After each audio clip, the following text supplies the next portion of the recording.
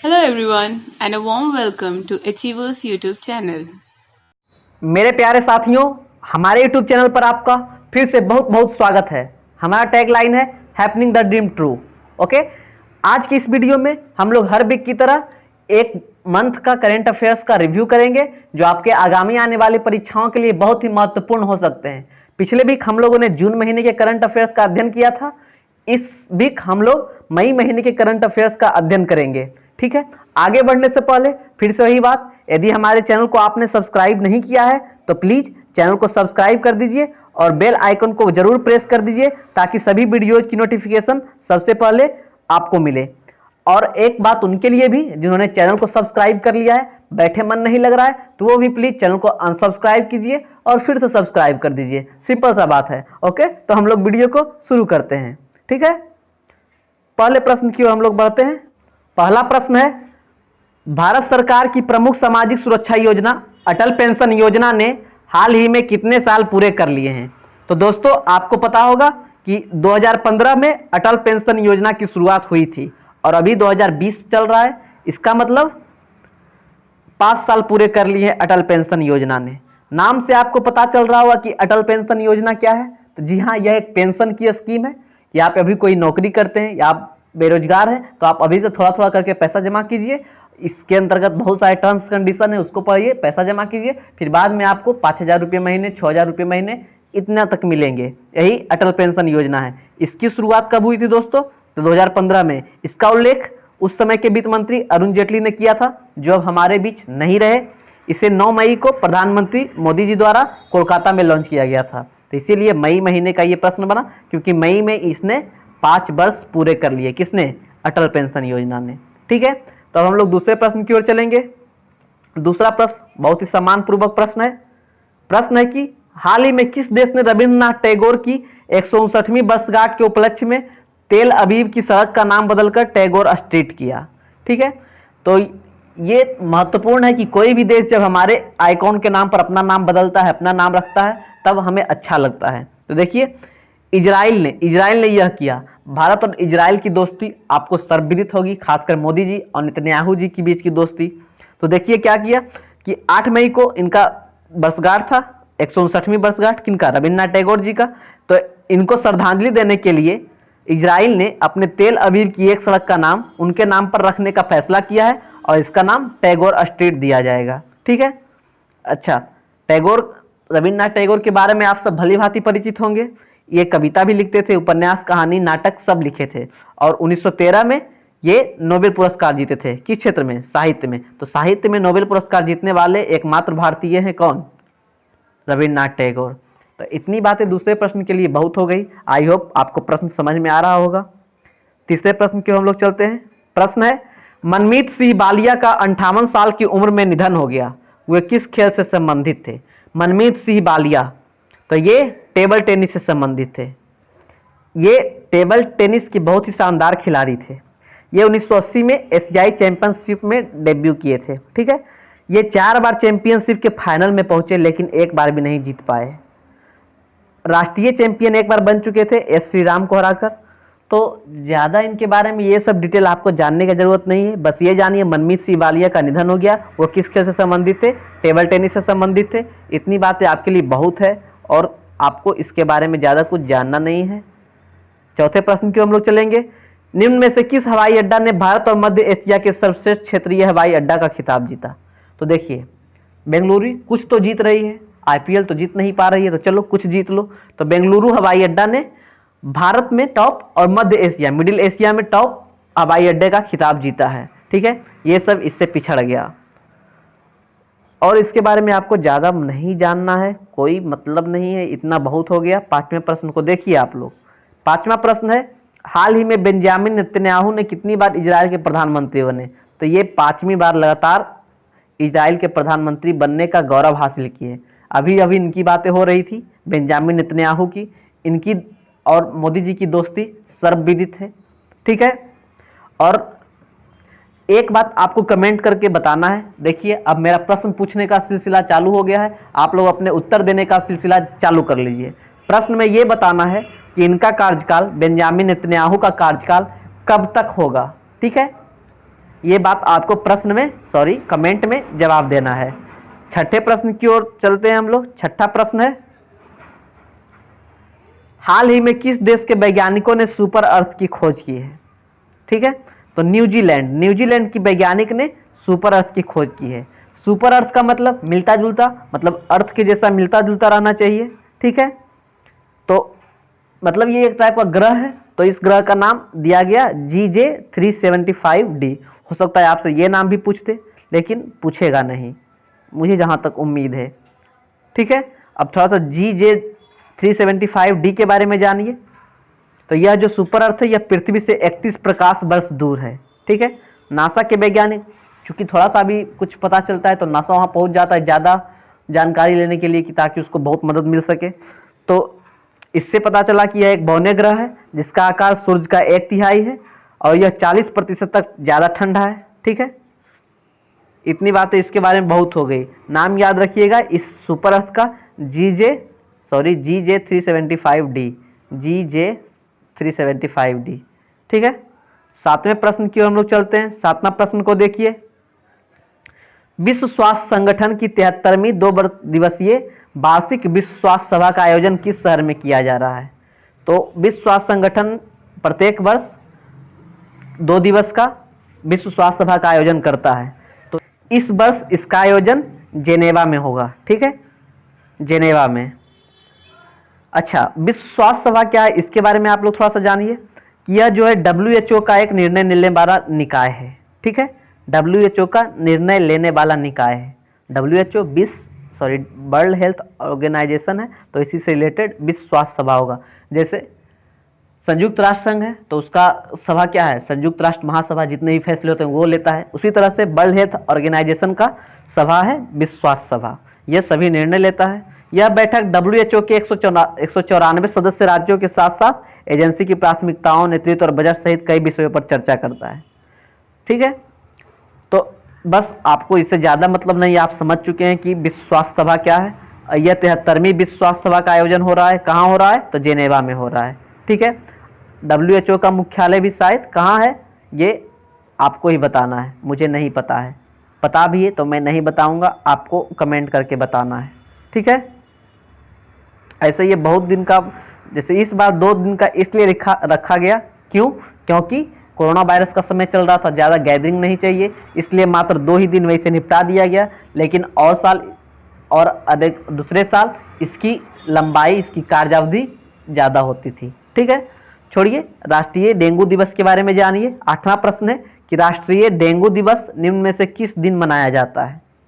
तो यह 16 मई को प्रत्येक वर्ष राष्ट्रीय डेंगू दिवस के नाम से मनाया जाता है। डेंगू दिवस, डेंगू क्या है? डेंगू एक बीमारी है, अभी तक इसका टीका नहीं बना है डेंगू का। ठीक है, अच्छा, आप लोगों को पता होगा डेंगू में क्या होता है कि डेंगू से प्लेटलेट्स की कमी होती है। डेंगू, ये आपको पता होगा, एडीज मच्छर द्वारा मनुष्य के शरीर में फैलता है, वायरस से फैलता है डेंगू। अच्छा, एक बात और है, डेंगू में तो प्लेटलेट्स की कमी होती ही है। डेंगू को हड्डी तोड़ बुखार के नाम से जानते हैं। डेंगू में जो बुखार आता है, हड्डी तोड़ बुखार उसके नाम से जानते हैं। ये प्रश्न आपके NTPC के लिए बहुत ही पॉपुलर हो सकता है कि निम्नलिखित में से किसे हड्डी तोड़ बुखार के नाम से भी जाना जाता है? तो डेंगू। तो ये बातें डेंगू के लिए बहुत ही महत्वपूर्ण है, आप लोग याद रखिएगा। इसकी रोकथाम को बढ़ावा देने के लिए, इसकी सुरक्षा के उपाय करने के लिए प्रत्येक वर्ष 16 मई को राष्ट्रीय डेंगू दिवस मनाया जाता है। ठीक है, डेंगू से बच कर रहिए, मच्छरदानी लगा के सोइए। बहुत सारी बातें हैं इसके अंतर्गत जो आपको जानना चाहिए, ताकि आप अपने साथ साथ दूसरों को भी सुरक्षा करने में कोई कसर न छोड़ें। ठीक है, 9वें प्रश्न की ओर चलिए। 9वां प्रश्न है, किस राज्य से गुजरने वाले प्रवासी श्रमिकों के लिए चरण पादुका अभियान शुरू किया गया है? देखिए, इसकी क्या जरूरत पड़ गई भाई? तो मध्य प्रदेश सरकार ने चरण पादुका अभियान जारी किया था। अब आप लोग पूछिएगा कि चरण पादुका अभियान ये क्या है? तो चरण पादुका अभियान नाम से पता चल रहा है कि चरण और पादुका। ठीक है, मतलब जितने भी प्रवासी मजदूर, आपको पता होगा इस समय लॉकडाउन स्टार्ट हो गया था, हमारे पूरे देश में लॉकडाउन, सर्वव्यापी लॉकडाउन चल रहा था, तो सब लोग पलायन कर रहे थे। तो पलायन कर रहे थे, जिसको जैसे मिला, खाली पैर भी बहुत सारे लोग पलायन कर रहे थे। तो पलायन करके जो मध्य प्रदेश से होकर गुजरते थे, तो वहाँ की खासकर पुलिस बल ने यह चरण पादुका अभियान शुरू किया। उसमें चप्पल, जूता जिस प्रकार होते थे, मजदूरों को देकर उनकी मदद करते थे ताकि उनकी तकलीफें थोड़ी कम हो सके। तो ये रहा चरण पादुका अभियान, बहुत ही बेहतरीन अभियान था। किनके द्वारा चलाया गया है? मध्य प्रदेश सरकार द्वारा। ठीक है, कुछ कुछ बातें जो मध्य प्रदेश के लिए आपके लिए महत्वपूर्ण होगी वो मैं थोड़ी थोड़ी बातें बता देता हूं। कल सुनते ही सबसे पहले आपको याद रहना चाहिए कि भारत में सबसे ज्यादा बाघ मध्य प्रदेश में है। ठीक है, इसलिए इसे टाइगर स्टेट ऑफ इंडिया कहते हैं। हाल ही में आंकड़ा आया था बाघ दिवस पर बाघ का, कि बाघ पूरे विश्व का 70% बाघ कहाँ है? भारत में है। तो और भारत में सबसे ज्यादा बाघ की बात करें तो मध्य प्रदेश में है। ठीक है, मध्य प्रदेश आपको यह भी पता होगा कि सेकेंड नंबर पर है, एरिया वाइज रैंकिंग सेकेंड है इसका। ठीक है, जनसंख्या की दृष्टि से भी है, आपको याद नहीं रखना है। मध्य प्रदेश का हाईकोर्ट कहाँ है ये आपको याद रखना है। ठीक है, मध्य प्रदेश का हाईकोर्ट कहाँ है? तो यह जबलपुर में है। और इसका खंडपीठ, चूंकि बड़ा राज्य है तो दो जगह इसका खंडपीठ बना हुआ है, एक इंदौर में है, एक ग्वालियर में है। मध्य प्रदेश हाईकोर्ट, ये नहीं कि मध्य प्रदेश की राजधानी भोपाल हो गई तो हाईकोर्ट भी भोपाल में होगा, ऐसा बात नहीं है। मध्य प्रदेश की हाईकोर्ट जो है जबलपुर में है, खंडपीठ इसका इंदौर हो गया और ग्वालियर हो गया। ठीक है, और कुछ कुछ मध्य प्रदेश के बारे में आपको जानने का मन है तो जाइए हमारी वेबसाइट पर घूमिए, जाके पढ़िए।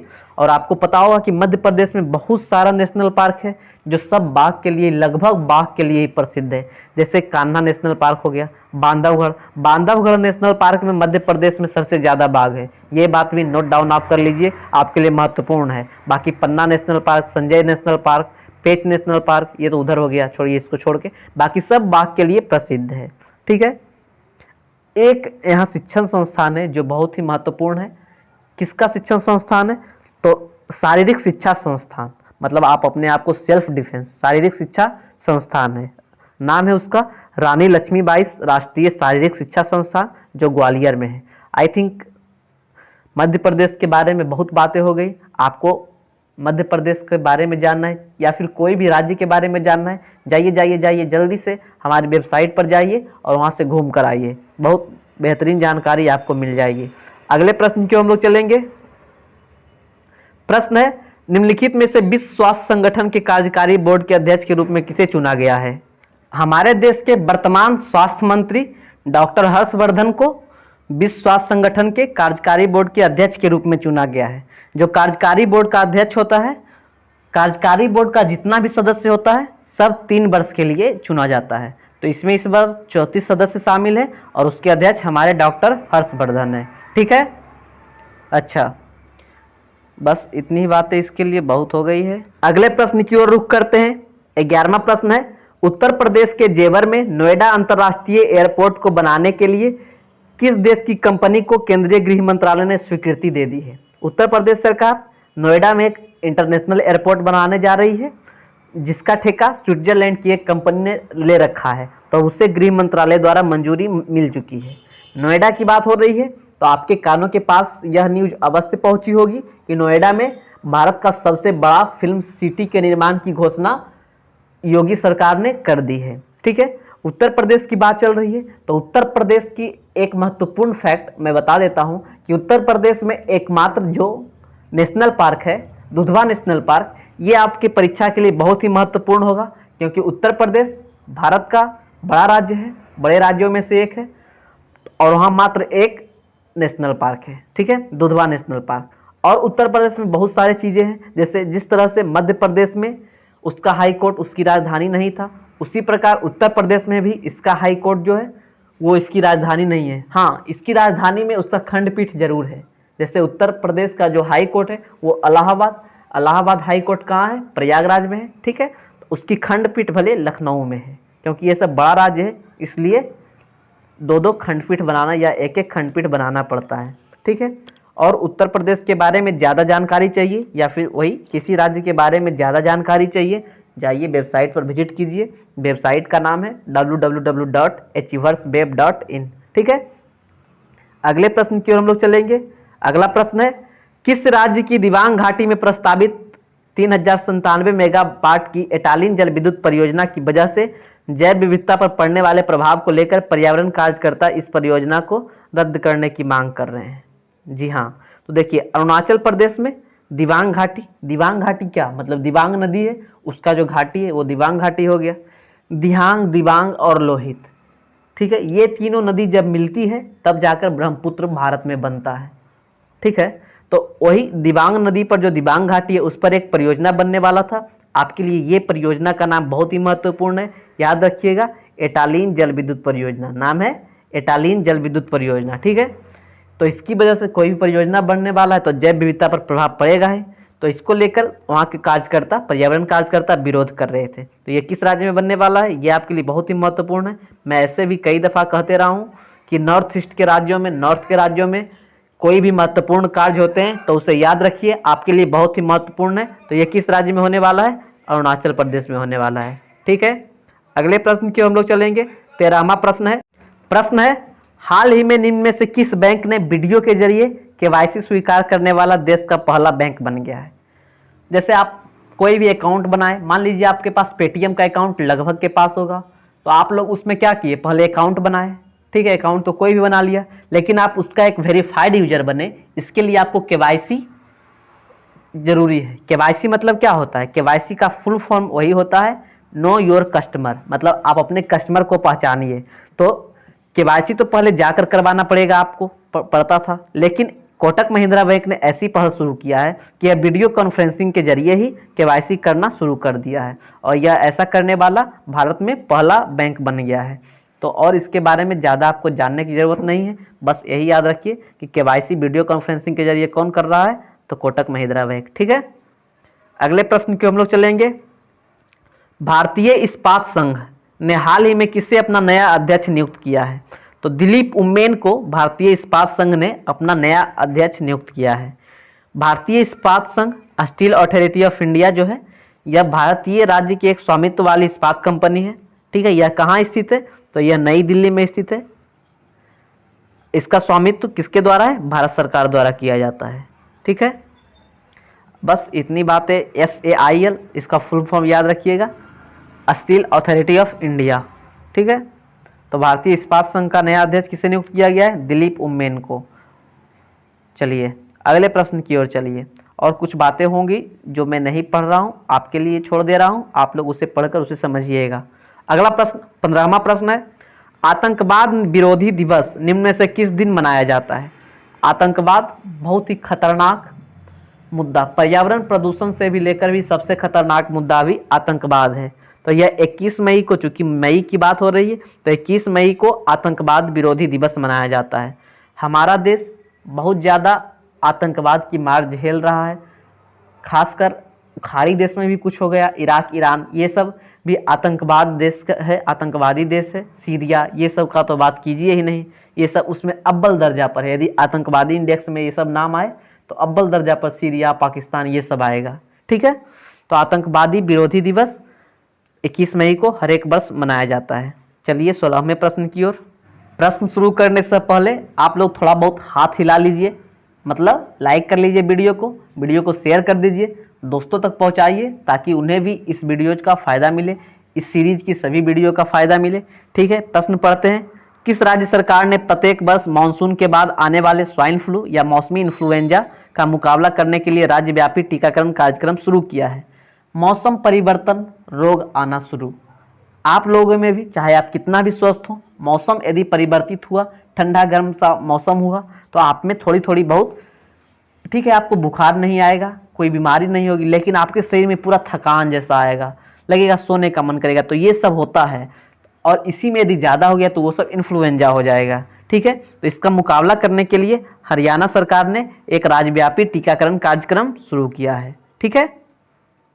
अच्छा, इन्फ्लुएंजा रोग किससे होता है, किसके थ्रू होता है, ये आपको कमेंट करके बताना है। और इन्फ्लुएंजा के लिए यदि कोई टीका है जो आपके एग्जाम के लिए महत्वपूर्ण है तो वो भी कमेंट करके बताइए। इतनी बातें आपको कमेंट में करनी है। कुछ महत्वपूर्ण बातें हरियाणा की जो आपके परीक्षा के लिए महत्वपूर्ण होगा। तो हरियाणा की राजधानी है चंडीगढ़, पंजाब की भी वही राजधानी है, लेकिन फरीदाबाद जो है शहर हरियाणा का सबसे अधिक जनसंख्या वाला शहर है। भारत में सबसे कम लिंगानुपात कहाँ है, हरियाणा में है, सबसे कम लिंगानुपात है, ठीक है। रांची गढ़ी का आप लोग नाम सुने होंगे, सिंधु घाटी स्थल है, वो भी कहाँ है, हरियाणा में है। हरियाणा में पूरे देश में सबसे कम वन और वन प्रतिशत दोनों सबसे कम कहाँ है? हरियाणा में ही है। ठीक है, और हरियाणा के बारे में ज़्यादा कुछ नहीं जानना है आपको। आप लोग हरियाणा के बारे में बहुत कुछ जान चुके हैं। अब अगले प्रश्न को देखिए। अगला प्रश्न है कि हाल ही में नाबार्ड के नए अध्यक्ष के रूप में किसे नियुक्त किया गया? तो नाबार्ड क्या होता है? तो नाबार्ड होता है राष्ट्रीय कृषि और ग्रामीण विकास बैंक। इसका नया अध्यक्ष मई में नियुक्त किया गया गोविंदा राजुलू चिंटला। गोविंदा राजुलू चिंटला को नाबार्ड का नए अध्यक्ष के रूप में नियुक्त किया गया। ठीक है, नाबार्ड क्या है? तो गांव में कृषि उद्योग होता है, कुटीर उद्योग होता है या अन्य लघु उद्योग होता है, इसका संवर्धन और विकास के लिए ऋण देता है। ठीक है, यह गवर्नमेंट ऑफ इंडिया द्वारा स्थापित है, एक शीर्ष स्तरीय बैंक है। इसका भारत में 336 कार्यालय है और इसका जो मुख्यालय है यह मुंबई में है। यह आरबीआई की पूर्ण सहायक कंपनी नहीं है, क्योंकि आरबीआई ने अपने हिस्सेदारी का 99% इंडिया को बेच चुका है। ठीक है, तो इतनी बातें नाबार्ड की हो गई। चलेंगे 18वें प्रश्न की ओर। 18वें प्रश्न 22 मई के लिए प्रश्न है, अंतर्राष्ट्रीय जैव विविधता दिवस निम्न में से किस दिन मनाया जाता है? मई का यदि कोई दिवस पूछे या ना पूछे, लेकिन जैव विविधता दिवस मई का अवश्य पूछेगा। तो अंतर्राष्ट्रीय जैव विविधता दिवस किस दिन मनाया जाता है? ये सभी बातें आपको रटी होगी, क्योंकि ये प्रश्न पूछता है।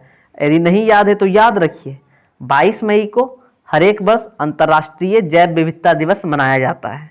ठीक है, संयुक्त राष्ट्र मनाता है तो भारत में भी मनाया जाता है, क्योंकि भारत भी संयुक्त राष्ट्र का मेंबर है। किस लिए मनाया जाता है? तो जैव विविधता की मुद्दों की समझ और जागरूकता बढ़ाने के लिए 22 मई को जैव विविधता दिवस मनाया जाता है।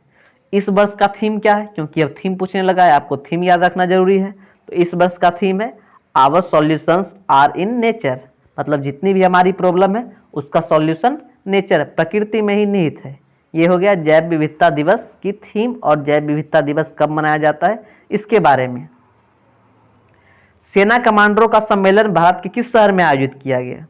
तो भारत के राजधानी नई दिल्ली में सेना कमांडरों का सम्मेलन आयोजित किया गया। ठीक है, सेना कमांडरों का सम्मेलन का यह पहला भाग था और दूसरा भाग जुलाई में मनाया जाएगा, जून जुलाई के महीने में मनाया जाएगा। जितने भी सेना कमांडर होंगे, थल सेना, जल सेना, वायुसेना के, सभी इस सम्मेलन में आके भाग लेंगे।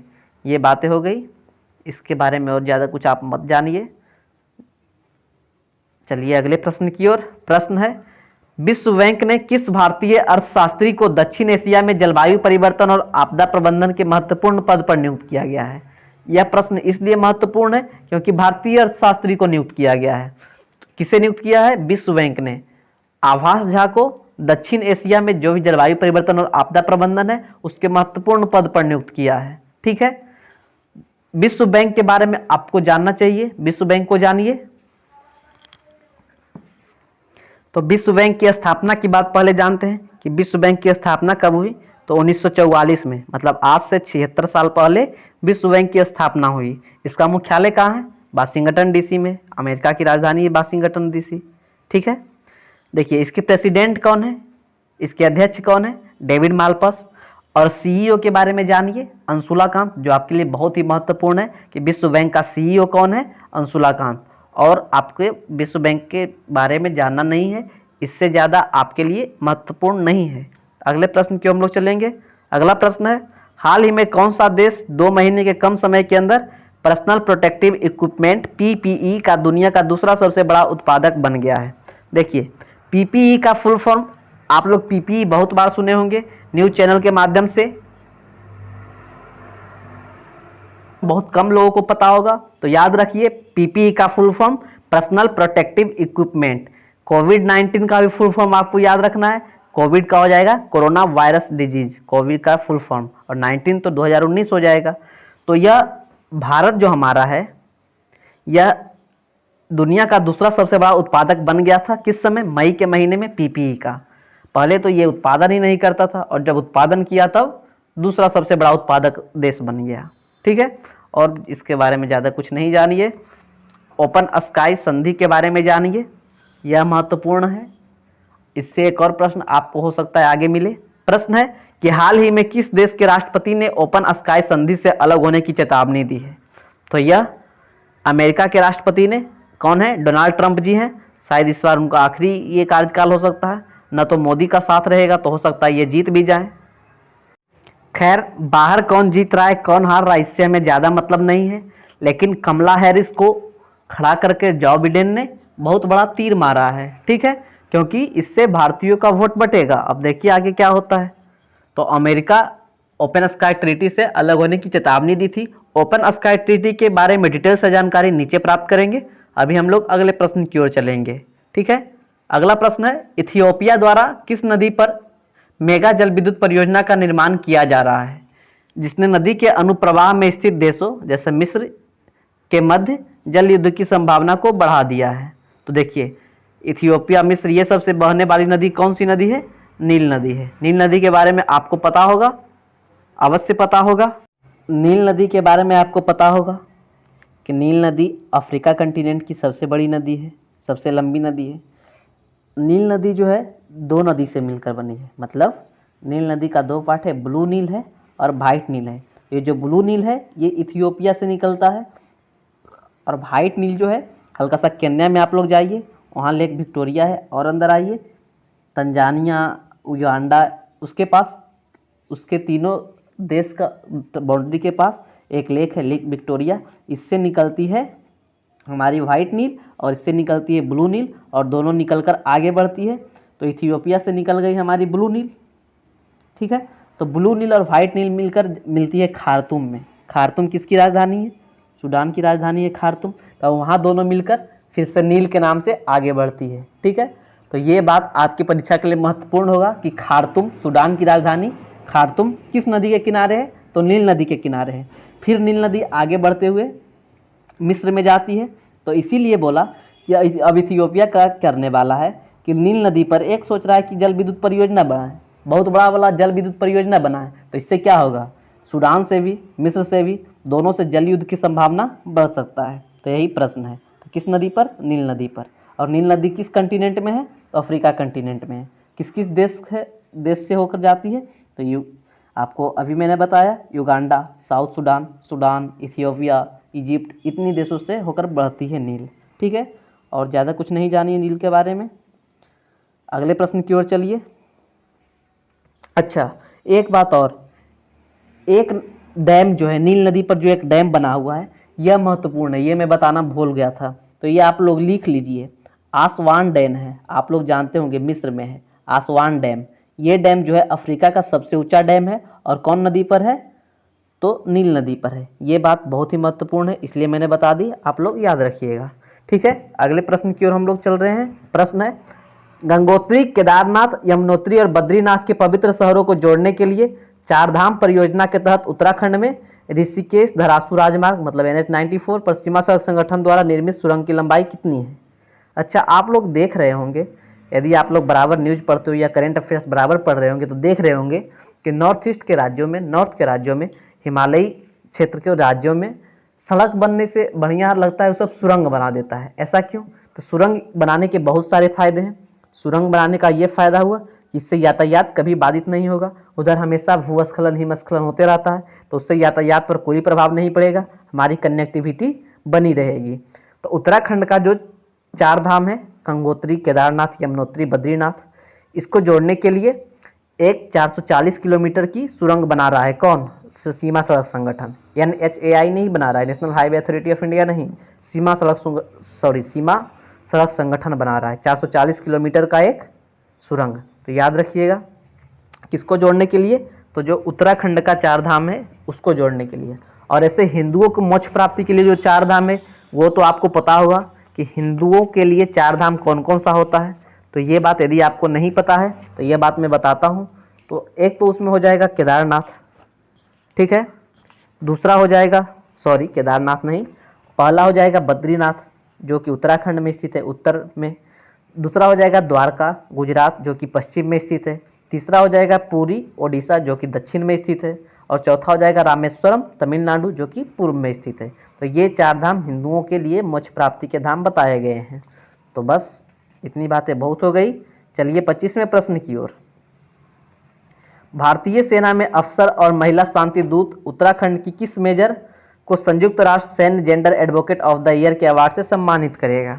तो यह सुमन गवनी है। सुमन गवनी को सुमन गवनी को संयुक्त राष्ट्र सैन्य gender advocate of the year के अवार्ड से सम्मानित करेगा। सुमन गवनी कहाँ की है? तो सुमन गवनी उत्तराखंड की, एक तो पहला नंबर तो भारतीय सेना में अफसर है और महिला शांति दूत भी है, इसीलिए इन्हें संयुक्त राष्ट्र सम्मानित करेगा। बस इतनी बातें बहुत हो गई और ज़्यादा कुछ नहीं जानिए। 26वें प्रश्न को। 26वां प्रश्न है, द आइका वॉग नामक पुस्तक के लेखक कौन है? तो इस पुस्तक के लेखक J.K. राउलिंग है। J.K. राउलिंग के नाम से आप लोग भली भांति परिचित होंगे, नाम नहीं जानते होंगे लेकिन इनके काम को आप लोग बखूबी जानते होंगे। जी हाँ, सही पकड़ा आपने, ये हैरी पॉटर के राइटर हैं J.K. राउलिंग। इन्होंने लॉकडाउन में बच्चा बोर हो रहा था तो उसके लिए एक बुक लिख दिया जिसका नाम है द आइका वॉग। ठीक है, और यदि आपको इंपॉर्टेंट बुक्स जो आपके एग्जाम्स के लिए महत्वपूर्ण होंगे उसके बारे में जानना है तो नीचे जाइए, डिस्क्रिप्शन का भ्रमण करके आइए, आपको वहाँ लिंक मिलेगा। इस वीडियो के देखने के बाद वो वीडियो आप लोग देख सकते हैं, इसे बीच में छोड़कर नहीं जाना है, अभी आधा प्रश्न बचे हुए हैं। चलिए 27वें प्रश्न की ओर।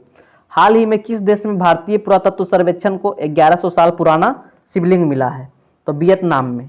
वियतनाम में खुदाई हो रहा था तो वहाँ 1100 साल पुराना शिवलिंग मिला है। ठीक है, जो शिवलिंग है वह बलुआ पत्थर से निर्मित है और चूंकि शिवलिंग है तो यह पूरी तरह से सुरक्षित रखा गया है। भारत को इसको इन्फॉर्मेशन मिल चुकी है, इसे किसी तरह की हानि नहीं पहुंचाई गई है। यह शिवलिंग ASI के वियतनाम के माई सन या मीसान मंदिर परिसर की खुदाई के दौरान मिला है। ठीक है, तो वियतनाम में खुदाई हो रहा था मंदिर परिसर की तो वहाँ एक शिवलिंग मिला जो 1100 साल पुराना है। देखिए हम लोग कहाँ तक विकसित थे। चलिए अगले प्रश्न की ओर, और ज़्यादा कुछ नहीं जानना है। प्रश्न है, हाल ही में फोर्ब्स मैगजीन के मुताबिक निम्न में से कौन दुनिया का सबसे ज़्यादा कमाई करने वाला एथलीट बन गया है? तो देखिए, दुनिया का सबसे ज़्यादा कमाई करने वाले एथलीट में भारत के विराट कोहली एकमात्र थे, लेकिन पूरे विश्व की बात करें महिला में खासकर सबसे फर्स्ट नंबर पर कौन है? नाओमी ओसाका है। नाओमी ओसाका कहाँ की है? जापान की है। अभी अभी अमेरिका ओपन जीत कर आई है, US ओपन जीत कर आई है, सॉरी। ठीक है, तो इतनी बातें बहुत हो गई नाओमी ओसाका के लिए। हम चलेंगे 29वें प्रश्न की ओर। प्रश्न है, किस सोशल मीडिया प्लेटफॉर्म ने कैचअप नाम से एक ग्रुप कॉलिंग एप्लीकेशन लॉन्च किया है? तो फेसबुक हमेशा ये सब करते रहता है, तो फेसबुक ने ही कैचअप नाम से एक ग्रुप कॉलिंग एप्लीकेशन लॉन्च किया है। इसका व्हाट्सअप इसी का है, फेसबुक का है, इंस्टाग्राम भी इसी का है, तो वो सब पर भी वीडियो कॉल की सुविधा है। लेकिन इसका इंपॉर्टेंस क्या है कैचअप का? यदि आप कैचअप चला रहे हैं तो उस कैचअप आपको नोटिफिकेशन भेजेगा कि सामने वाला बंदा ऑनलाइन है, आप उसको कॉल कर लीजिए। ठीक है, इसमें मैक्सिमम 8 लोग जुड़ सकते हैं। ठीक है, कैचअप फेसबुक द्वारा लॉन्च एक सोशल मीडिया प्लेटफॉर्म है जो ग्रुप कॉलिंग एप्लीकेशन लॉन्च किया है। ठीक है, अगले प्रश्न की ओर हम लोग चलेंगे, 30वें प्रश्न की ओर। प्रश्न है, केंद्रीय सड़क परिवहन और राजमार्ग मंत्री नितिन गडकरी ने हाल ही में वीडियो कॉन्फ्रेंस के माध्यम से किस राज्य में चंबा सुरंग का उद्घाटन किया है? तो देखिए, आप लोगों को पता नहीं होगा तब ना, नहीं तो यदि चंबा की बात करें तो चंबा जो है एक डिस्ट्रिक्ट है, कहाँ का? उत्तराखंड का। तो उत्तराखंड के चंबा जिले में चंबा सुरंग का उद्घाटन किया किसने? सड़क परिवहन मंत्री नितिन गडकरी ने। कोरोना है इसलिए वीडियो कॉन्फ्रेंसिंग के माध्यम से। फिर देखिए, नॉर्थ का हिमालय रेंज का राज्य है और यह सुरंग का उद्घाटन किया गया है, कनेक्टिविटी में हमें कोई दिक्कत ना हो इसके लिए। अगला प्रश्न है, हाल ही में आए अम्फान चक्रवात का नाम इनमें से किस देश के द्वारा रखा गया? तो थाईलैंड रखा था अम्फान चक्रवात। अम्फान का नाम आप लोगों ने सुना होगा। अम्फान जो ओडिशा और वेस्ट बंगाल पर बहुत ही इफेक्ट किया था। अम्फान पिछले वर्ष फानी तूफान आया था, फनी जो भी बोल लीजिए, वह भी ओडिशा और वेस्ट बंगाल पर इफेक्ट किया था। अगला प्रश्न है, भारत सरकार द्वारा घोषित आर्थिक पैकेज आत्मनिर्भर भारत अभियान की रकम कितने देने की घोषणा की है? मतलब भारत सरकार जो आत्मनिर्भर भारत अभियान चलाया है, वोकल फॉर लोकल का नारा दिया है, तो उसके लिए कितना रुपया दिया है? तो उसके लिए 20 लाख करोड़ की फंडिंग की है भारत सरकार ने। भारत सरकार को आपको याद होगा, नरेंद्र मोदी जी एक रात आए थे और आत्मनिर्भर भारत पर बल दिए थे। उन्होंने ही बोला था वोकल फॉर लोकल, मतलब लोकल लोगों के लिए वोकल बनिए। कोई भी, उन्होंने एग्जाम्पल भी दिया था, कोई भी अभी बड़ा बड़ा ब्रांड है तो वो ब्रांड कैसे बना? पहले वो लोकल था, बाद में वो ग्लोबल बना। तो उसी तरह लोकल के लिए वोकल बनिएगा तभी वो ग्लोबल बनेगा। ठीक है, इतनी बातें बहुत हो गई। अब फिर से आइए 33वें प्रश्न की ओर। प्रश्न है, अंतर्राष्ट्रीय मजदूर दिवस कब मनाया जाता है? तो इस प्रश्न का ज़्यादा डिटेलिंग करने की जरूरत नहीं है। 1 मई को अंतर्राष्ट्रीय मजदूर दिवस मनाया जाता है, आप सबको सर्वविदित है। 34वें प्रश्न की ओर आइए, देखिए आ गया फिर से ओपन स्काई ट्रीटी। तो हाल ही के दिनों में ओपन स्काई ट्रीटी सुर्खियों में रही है। इनमें से कौन सा देश इसका सदस्य नहीं है? अमेरिका तो धमकी दे रहा था कि हम बाहर निकलेंगे, लेकिन भारत इसका सदस्य नहीं है। जानिए कि ओपन स्काई ट्रीटी क्या है, इसका उद्देश्य क्या है। तो इस संधि का उद्देश्य सदस्य देशों के बीच विश्वास को बढ़ाना और परस्पर सहयोग से अंतर्राष्ट्रीय स्थिरता को मजबूती प्रदान करना है। इस संधि के अनुसार किसी सदस्य देश पर निगरानी विमानों की उड़ान हेतु संबंधित देश को कम से कम 72 घंटे पूर्व इसकी सूचना दी जानी अनिवार्य है। संधि की शर्तों के तहत कोई भी सदस्य देश 96 घंटे से अधिक की निगरानी उड़ान की अनुमति देने के लिए बाध्य नहीं होगा। तो देखिए, कुल मिलाकर यह एक सुरक्षा से संबंधित है कि आप दूसरा देश पर बिना इस ट्रीटी को जानकारी दिए कुछ भी निगरानी नहीं कर सकते, खासकर हवाई सर्विलेंस नहीं कर सकते हैं। इसीलिए भारत इस संधि में शामिल नहीं है। ठीक है, यदि भारत शामिल होता तो कैसे होता हमारा वो सर्जिकल स्ट्राइक। जानिए 35वें प्रश्न को। क्या है 35वां प्रश्न? अगला प्रश्न है कि हाल ही में सुर्खियों, मतलब वंदे भारत मिशन का उद्देश्य क्या है जो सुर्खियों में रहा है? तो वंदे भारत मिशन बहुत ही महत्वपूर्ण मिशन जो विदेशों में फंसे भारतीय नागरिकों की स्वदेश वापसी के लिए है। यह मिलिट्री द्वारा, भारतीय नौसेना नेवी द्वारा चलाया गया है। हाँ, भारतीय मिलिट्री नेवी द्वारा चलाया गया है। ठीक है, और वंदे भारत मिशन से संबंधित एक और प्रश्न आएगा जो आगे हम लोग डिस्कस करेंगे, तब और डिस्कस करेंगे। अभी 36वें प्रश्न को जानिए। प्रश्न है कि भारतीय खिलाड़ी बलबीर सिंह का निधन हो गया, वह किस खेल से संबंधित थे? इनके बारे में आपको जरूर पता होगा। यह हॉकी से संबंधित थे। हॉकी के बहुत ही महत्वपूर्ण प्लेयर थे। कौन? बलबीर सिंह। इन्हें 1957 में ही पद्मश्री मिल चुका था। ये 1975 के विश्व कप विजेता भारतीय टीम के मैनेजर भी थे और यह भारत की उन 3 ओलंपिक टीम में शामिल थे जो स्वर्ण पदक जीता था। ठीक है, तो ये हॉकी के बहुत ही महत्वपूर्ण प्लेयर थे बलबीर सिंह, जिनका निधन हो गया। कोरोना से नहीं हुआ है, इनके अपनी बीमारी से, फेफड़े की बीमारी से इनका निधन हुआ था। ठीक है, अगले प्रश्न की ओर हम लोग चलिए।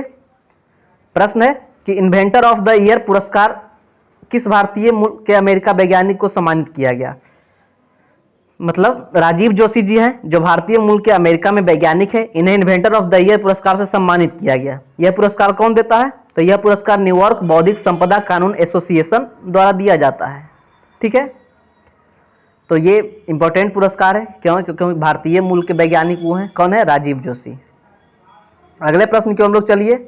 अगला प्रश्न है न्यू डेवलपमेंट बैंक का अध्यक्ष किसे चुना गया है? तो न्यू डेवलपमेंट बैंक का अध्यक्ष मार्कोस ट्राइजो को चुना गया है। ठीक है, न्यू डेवलपमेंट बैंक किसका बैंक है? तो ब्रिक्स का नाम आप लोग अवश्य सुने होंगे। भारत, रसिया, इंडिया, चाइना। ठीक है, ब्राजील, रसिया, इंडिया, चाइना, साउथ अफ्रीका, ये हो गया ब्रिक्स। तो ब्रिक्स 2013 में एक बैंक स्थापित किया जिसका नाम है न्यू डेवलपमेंट बैंक। इसकी स्थापना पर सहमति व्यक्त की गई और अगले सम्मेलन में इसकी स्थापना हो गई। इसका मुख्यालय कहाँ है? संघाई, चीन में है। इसके पहले केवी कामत थे और अभी के जो अध्यक्ष जिन्हें चुना गया है, किन्हें चुना गया है? मार्कोस ट्राइजो को। भारत के एक अनिल किशोर को इनका उपाध्यक्ष चुना गया है। किसका? एनडीबी का। 4 उपाध्यक्ष होते हैं जिसमें एक उपाध्यक्ष भारत के चुने गए हैं। ठीक है, अगले प्रश्न की ओर चलिए। यह भी एक पुस्तक है, Wuhan diary dispatches from a quarantine city नामक पुस्तक के लेखक कौन है? तो फांग फांग इस पुस्तक के लेखक है। वुहान का नाम आप लोग अवश्य जानते होंगे, नींद में भी वुहान आता होगा आप लोगों को कभी कभी। वुहान क्या है? जहां से कोरोना वायरस शुरू हुआ, सबसे पहला क्वारंटीन होने वाला शहर यही है, वुहान है। तो इसी पर एक पुस्तक लिखा गया है फांग फांग के द्वारा, Wuhan diary dispatches from a quarantine city. आप लोग जाकर पुस्तक की वीडियो देखिए, सभी महत्वपूर्ण पुस्तक आपको मिल जाएगी। अगला प्रश्न 40वां प्रश्न है विशाखापत्तनम के पास स्थित एलजी पॉलीमर्स प्लांट से किस गैस के रिसाव होने के चलते लोगों की मौत हो गई? 14 लोगों की मौत हुई थी। कब? 7 मई को ही स्टायरीन गैस का रिसाव हुआ था एलजी पॉलीमर्स कंपनी से।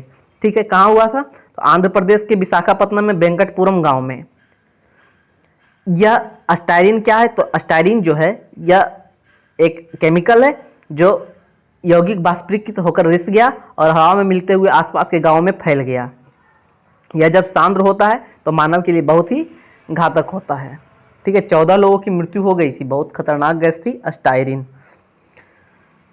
अगला प्रश्न है मुस्तफा अल कादमी हाल ही में किस देश के प्रधानमंत्री बने हैं?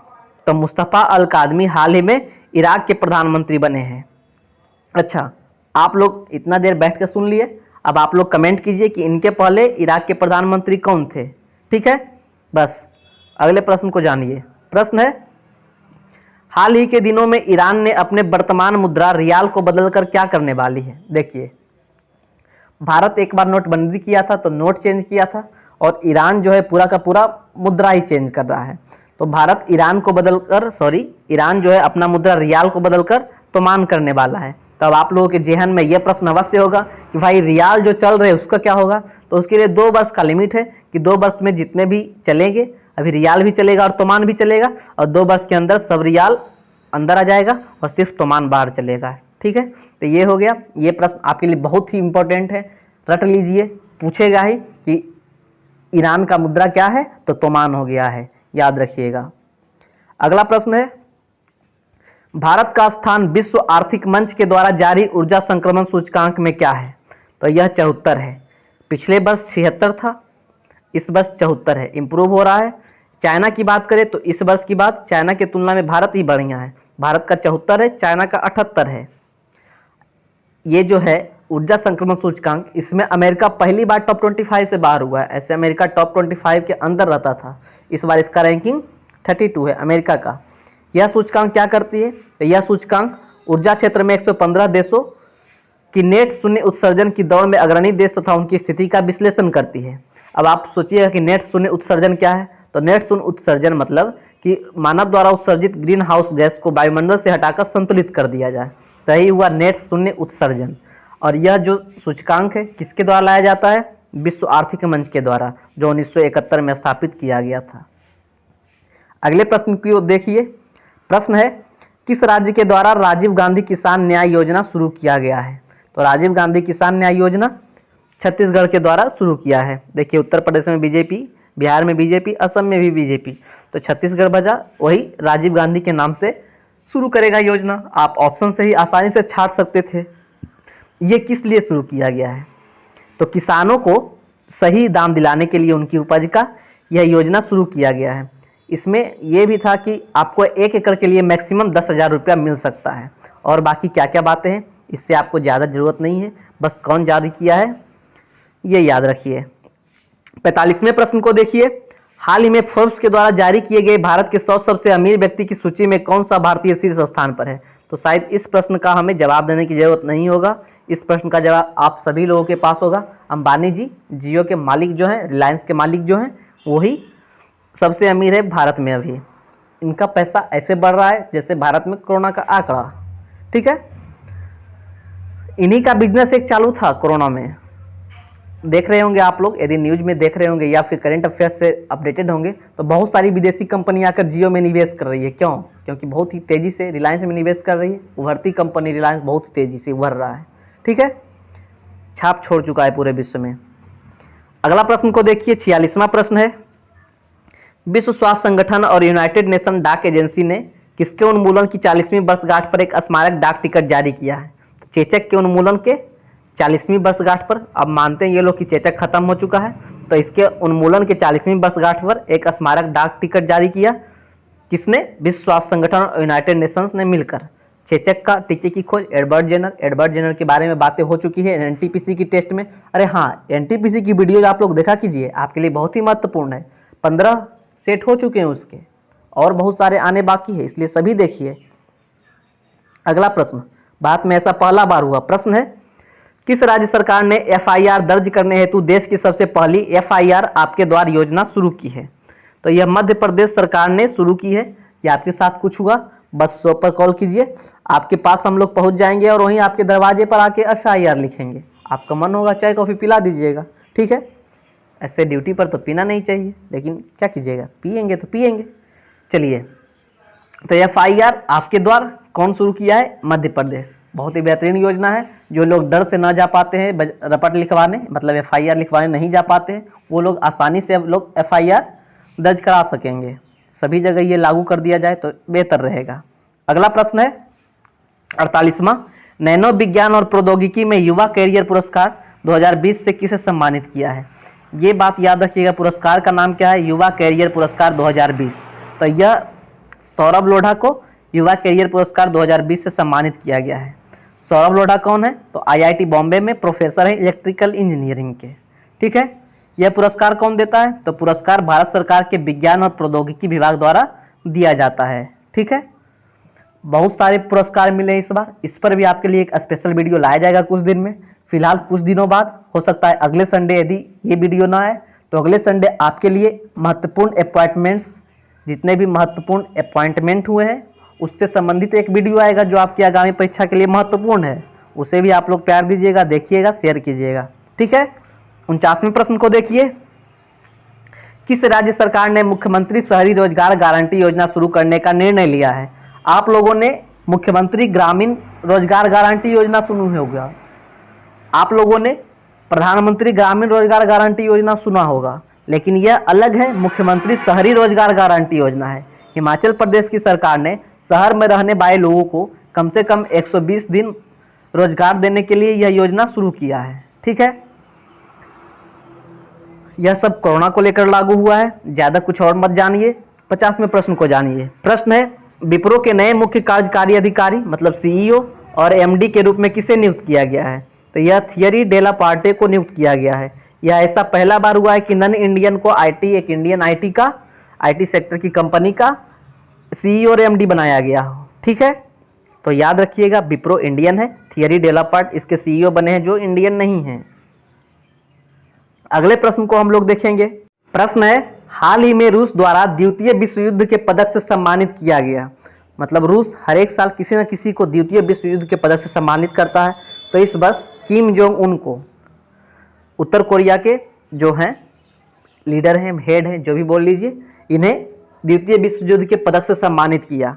क्यों किया? तो किम जोंग उन जो है युद्ध के दौरान उत्तर कोरियाई क्षेत्र में शहीद हुए सोवियत संघ के सैनिकों की यादों को संरक्षित किया है, तो इसीलिए इसने गोल्ड मेडल से दिया है, और उस गोल्ड मेडल का नाम क्या है? विश्व युद्ध पदक। ठीक है, अगले प्रश्न की हम लोग चलेंगे। 52वां प्रश्न है अगला प्रश्न है कि किस केंद्रीय मंत्रालय ने चैंपियन पोर्टल लॉन्च किया है? तो यह एमएसएमई मंत्रालय ने चैंपियन पोर्टल लॉन्च किया है। आप लोग कमेंट करके जवाब दीजिए। मैं बहुत बता चुका कि चैंपियन पोर्टल क्या है, इसके बारे में आपको कमेंट करके जवाब देना है। ठीक है, तब तक मैं अगले प्रश्न की ओर बढ़ता हूं। अगला प्रश्न है, विश्व स्वास्थ्य संगठन ने खेल और शारीरिक गतिविधि के माध्यम से स्वास्थ्य को बढ़ावा देने हेतु एक साथ कार्य करने हेतु किस विश्व खेल निकाय के साथ साझेदारी की है? तो देखिए, कोरोना वायरस चल रहा है, हम लोग फिट रहेंगे, योग करेंगे, खेलेंगे, कूदेंगे, तभी स्वस्थ रहेंगे। इसीलिए विश्व स्वास्थ्य संगठन ने अंतर्राष्ट्रीय ओलंपिक समिति के साथ मिलकर एक साथ कार्य करने हेतु साझेदारी की है। ठीक है, ओलंपिक कमेटी से, क्योंकि ओलंपिक में ही ज़्यादा खेलकूद, एथलेटिक्स बहुत सारे होते हैं। साथ ही साथ इसका यह भी मकसद है जितने भी खेलकूद करने वाले हैं एथलेटिक्स से, सबकी रक्षा किया जाए कोरोना वायरस से। ये 53वां क्वेश्चन होगा। 54वें प्रश्न की ओर चलते हैं। फिर से वही प्रश्न है जो ऊपर एक बार डिस्कस हो चुका है, लेकिन थोड़ा सा अलग है। देखिए, प्रश्न है कि विदेशों से भारतीय नागरिकों को वापस लाने के लिए राष्ट्रीय प्रयास के एक भाग के रूप में भारतीय नौसेना द्वारा कौन सा ऑपरेशन लॉन्च किया है? तो यह ऑपरेशन समुद्र सेतु। यह बात आपके लिए बहुत ही महत्वपूर्ण है। इसे किसके द्वारा लॉन्च किया है? नौसेना द्वारा। नौसेना इसमें बहुत ही अहम भूमिका निभाएगी। ठीक है, यह अगले महीने से, मतलब उस समय मई चल रहा था, तो जून से स्टार्ट किया जाएगा। और ऑपरेशन समुद्र सेतु, आप पूछिएगा भाई ये कौन मंत्रालय चला रहा है? तो यह बहुत सारे मंत्री मिलकर, वित्त मंत्री, रक्षा मंत्री, विदेश मंत्री, सभी लोग मिलकर, स्वास्थ्य मंत्री, ये ऑपरेशन समुद्र सेतु चला रहे हैं। कोई एक मिनिस्ट्री के हाथ में नहीं है। हम लोग अंतिम प्रश्न की ओर अपने रवाना करते हैं। प्रश्न है, सीबीएसई के नए अध्यक्ष के रूप में किसे नियुक्त किया गया है? तो सीबीएसई के नए अध्यक्ष के रूप में मनोज आहूजा को नियुक्त किया गया है। इसके पहले अनीता करवाल इसकी अध्यक्ष थी। अध्यक्ष जितने भी अपॉइंटमेंट है, जितने भी महत्वपूर्ण अपॉइंटमेंट है, इसका वीडियो आपके लिए नेक्स्ट वीक, नेक्स्ट संडे को मिल जाएगा। तब तक के लिए आप लोग अपना ख्याल रखिएगा। इस प्रश्न का सही उत्तर है मनोज आहूजा, सीबीएसई के नए अध्यक्ष के रूप में नियुक्त किया है। सीबीएसई का फुल फॉर्म क्या होता है ये आप लोग कमेंट कर दीजिए यदि आपका मन हुआ तो, नहीं तो ठीक है। वीडियो को अंत तक बने रहने के लिए आपका बहुत बहुत धन्यवाद। आपका तहे दिल से आभारी हैं। आप लोग वीडियो को लास्ट तक देखिए, शेयर कीजिए वीडियो को, जितनी भी वीडियो जाती है सभी को लास्ट तक देखिए, वीडियो को शेयर कीजिए, लाइक कीजिए, जितने भी प्रश्न पूछे जाते हैं उसे कमेंट कीजिए। मिलता हूँ आपसे अगले वीडियो में, तब तक के लिए धन्यवाद। जय हिंद।